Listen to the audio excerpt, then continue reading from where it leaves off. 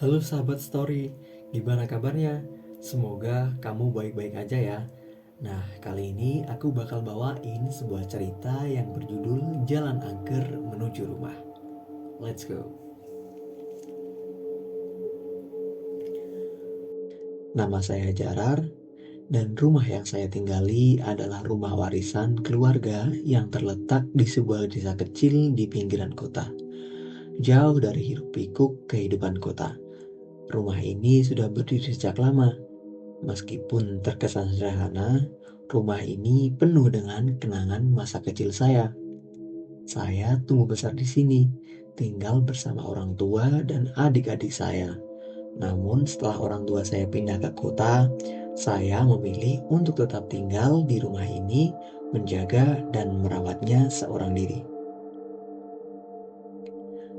Keadaan sekitar rumah sangat tenang, bahkan bisa dibilang agak sunyi.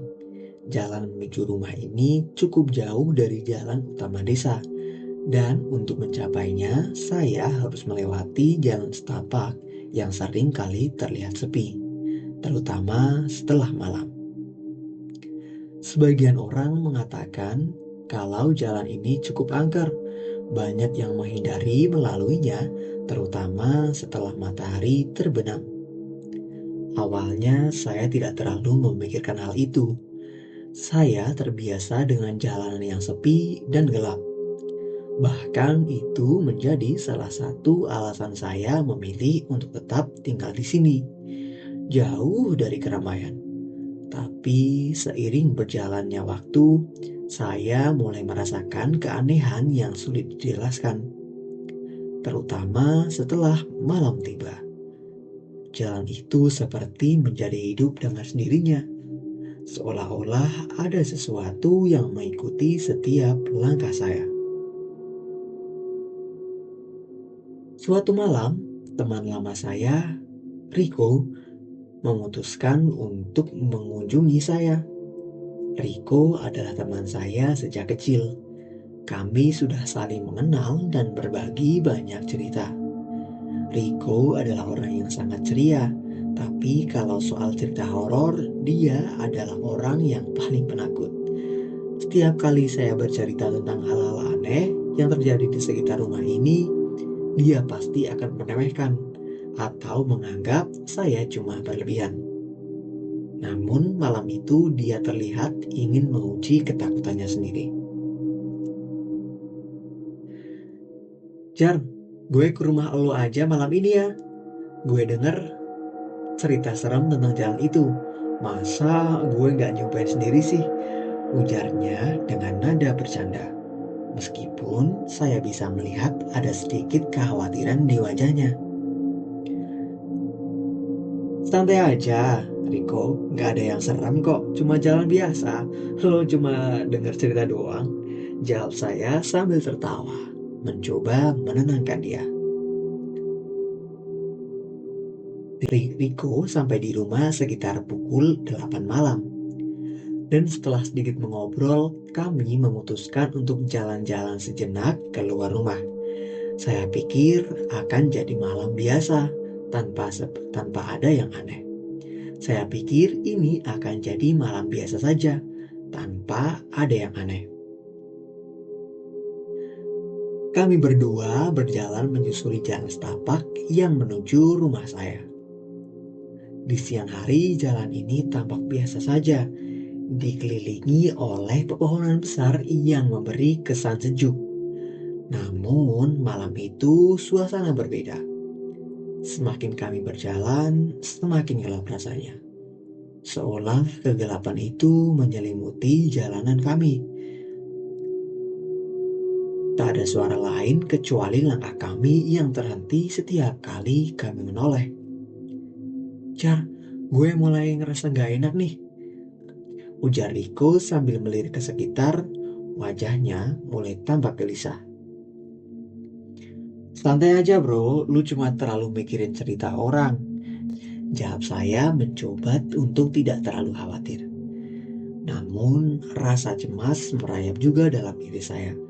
Sepertinya jalan ini memang ada yang aneh. Semakin lama kami berjalan, semakin saya merasa seperti ada yang mengintai kami. Udara terasa dingin, dan pohon-pohon yang sebelumnya hanya bergoyang pelan, kini tampak bergerak dengan cara yang aneh. Seolah ada angin kencang yang tiba-tiba datang. Suara tawa yang aneh mulai terdengar. Tidak jelas dari mana asalnya. Tuh kan gue bilang juga apa, ada yang gak bener, kata Riko suaranya bergetar.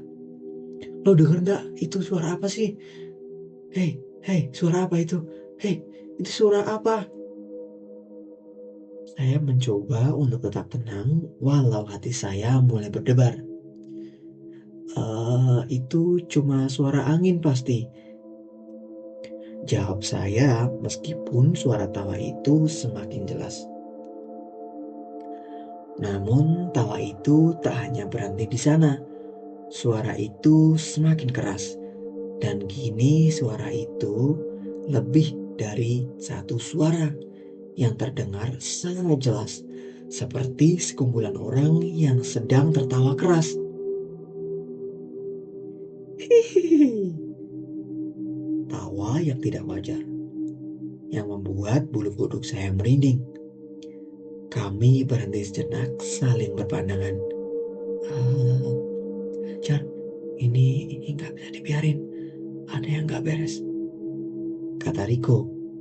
Matanya kini tidak bisa lepas dari kegelapan yang ada di depan kami. Di saat kami berhenti dan mencoba menenangkan diri, tiba-tiba bayangan muncul dari balik pohon besar di samping jalan. Awalnya saya pikir itu hanya hewan liar, tetapi sosok itu mulai bergerak. Saya bisa melihat dengan sangat jelas. Itu adalah seorang wanita mengenakan gaun putih yang sudah kotor dan robek di beberapa bagian. Rambutnya panjang terurai, dan wajahnya tersembunyi di balik rambutnya yang lebat. Wanita itu hanya berdiam diri, memandang kami dengan tatapan kosong. Geraknya terhenti, seolah menunggu kami untuk melanjutkan perjalanan. Saya merasa tubuh saya kaku. Riko, kita harus pergi sekarang, bisik saya. Suara saya hampir tak terdengar.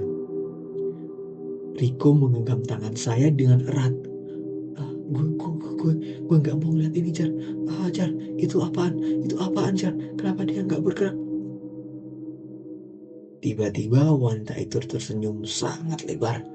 Senyum yang sangat mengerikan. Penuh dengan kebencian, tapi juga ada kesedihan. Penuh dengan kebencian, tapi juga ada kesedihan di dalamnya. Kenapa kalian takut? Tidakkah kalian ingin ikut tertawa? Suara wanita itu terdengar. Bukan seperti manusia biasa, melainkan suara yang datang dari jauh, seolah dari dalam lubuk hati yang gelap. Kami berdua hanya bisa berdiam diri terpaku, tanpa tahu harus berbuat apa. Saya merasa tubuh saya semakin berat, seolah ada sesuatu yang mengikat saya di tempat itu. Saya ingin berlari, tapi saya tidak bisa bergerak.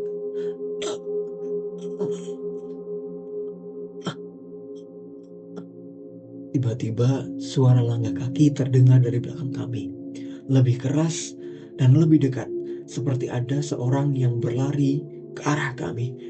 Kami menoleh dan tampak Pak Edi, pemilik rumah kontrakan saya, yang datang dengan senter besar. Hei, apa yang kalian lakukan di sini? Teriak Pak Edi. Suaranya tegas namun tidak terdengar marah. Dia menghampiri kami dengan cepat. Begitu Pak Edi mengarahkan sinar ke senter, begitu Pak Edi mengarahkan sinar senter ke arah, begitu Pak Edi mengarahkan sinar senter ke sosok wanita itu, sosok tersebut tiba-tiba menghilang, lenyap begitu saja, seolah tersapu oleh cahaya terang. Pak Edi melihat kami dengan senyuman aneh. Gak usah takut, itu cuma arwah wanita yang dulu tinggal di desa ini. Dia sudah lama meninggal karena kecelakaan. Dan sejak saat itu, dia sering muncul di jalan ini. Tapi dia nggak jahat kok, hanya ingin menemani yang lewat. Riko dan saya saling pandang, merasa bingung namun juga sedikit lega. "Eh, jadi itu benar-benar arwah?" Tanya saya, suara saya bergetar. Pak Edi mengangguk pelan. Iya, tapi dia nggak ganggu kok. Selama kalian nggak ganggu dia, dia akan pergi dengan tenang. Kami berdua akhirnya berjalan pulang, tapi kali ini tidak merasa takut lagi. Tawa yang tadi menakutkan kami kini terasa lebih seperti sebuah tanda bahwa arwah wanita itu hanya ingin mengingatkan kami akan sebuah kejadian masa lalu yang tragis. Kami akhirnya kembali ke rumah dan malam itu kami tidur dengan nyenyak. Setiap kali melintas di jalan itu, saya tahu saya tidak sendirian. Nah, begitu nih ceritanya untuk kali ini. Semoga kalian menikmati. Terima kasih.